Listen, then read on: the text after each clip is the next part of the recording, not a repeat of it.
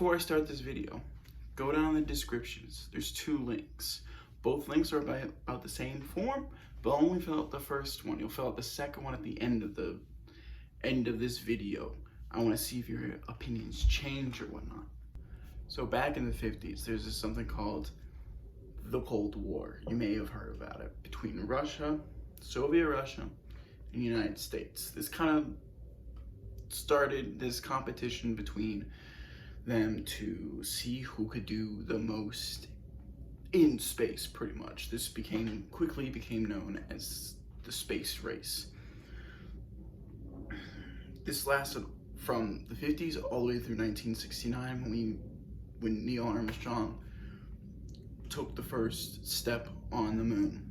That's one small step for man, one giant leap for mankind. This was a huge accomplishment for not just the US to be like, haha, we were here first, here's our flag, but for mankind. And at the beginning, it started this huge interest for space, and you could see it in architecture and designing of cars and making things more futuristic. But then after we landed on the moon, things changed, things happened, people stopped caring about it, pretty much. And that was partially because, we won, we got there first, it was really cool and all that kind of stuff, but also people's expectations of what space travel was and what space travel is and what it looked like didn't hold up to their expectations. We got these big dudes, not these big dudes, but we got dudes in these big old suits hopping around like bunnies, and in the media it was shown as sleek, modern looking, what we actually have today with SpaceX, which I will get to towards the end of the video. But things started to dial down, people stopped getting interested, but NASA just didn't stop altogether. We had 6 more missions to the moon, all the way up to Apollo 17, which ended in 1972. Apollo 17 was the last Apollo mission that ended in 72. And then we had the Challenger missions, which 1 minute 15 seconds. Velocity 2,900 feet per second. Altitude 9 nautical miles. Downrange distance 7 nautical miles.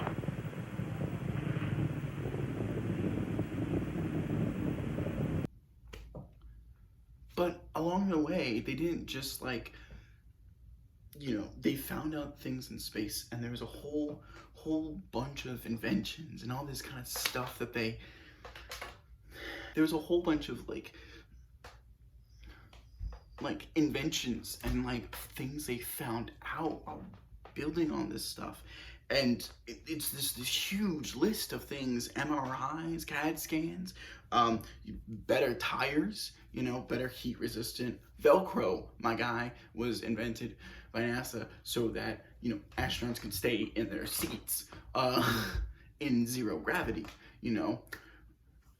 So it's not just there's the important aspect of space travel. Yes, to discover, like Star Trek, to discover new worlds, newfound locations, blah, blah, blah.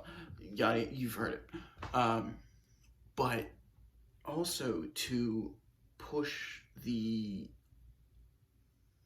inventions and figure out what we know and what we can do.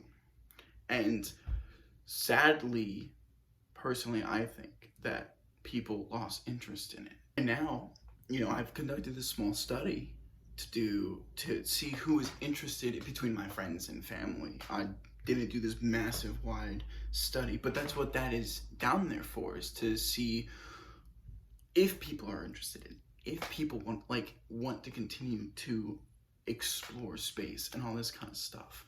And a lot of the people that I asked, a fair amount of them, a good solid like 72% were like, yes, I'm totally interested in space. I'm totally down to do this. Let's keep going at this. And they all were like, yeah, this is important. This is something that people should be excited about. And then the other 14 point something percent were like, nah, I don't really give a crap. I don't really give a shit. One of the main things that has helped is this new space race. This new space race between Jeff Bezos' company, Amazon, and them wanting to go to space, and the man himself, Elon Musk. And I think it's because Elon Musk is this like person that everyone looks at and goes, you're crazy. And he's like, okay, cool. I'm crazy, but I'm stupid rich, and we're gonna go to Mars. And so things like that happen. And then I noticed that like a lot more people are into space pretty much. And they recently, this past year, surprising among all of the coronavirus and stuff, SpaceX performed their first manned mission to test their new rockets. So they sent two men up into orbit to get onto the International Space Station, and then the rocket came down and landed on a remote platform with nobody on it, and the rocket just landed perfectly. And if you were watching it like I was with my friends and my parents, you would remember that the rocket came down, and as it was coming down, like right before it landed, the feed cut out. It just stopped. It went black for a good solid half minute, 30 seconds, but that felt like a really long time because you were waiting on something.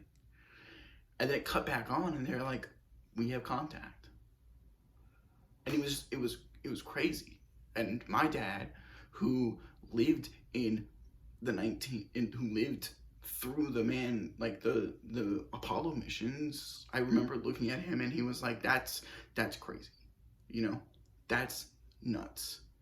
And he told me he was just as excited for this single mission to see how this rocket would perform as he was when Neil Armstrong stepped on the moon. It's crazy.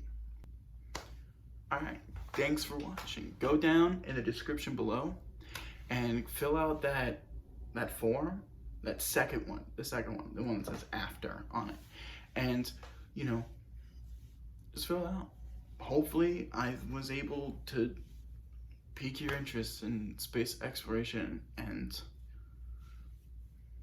hope to make you feel like it's as important as other things going on.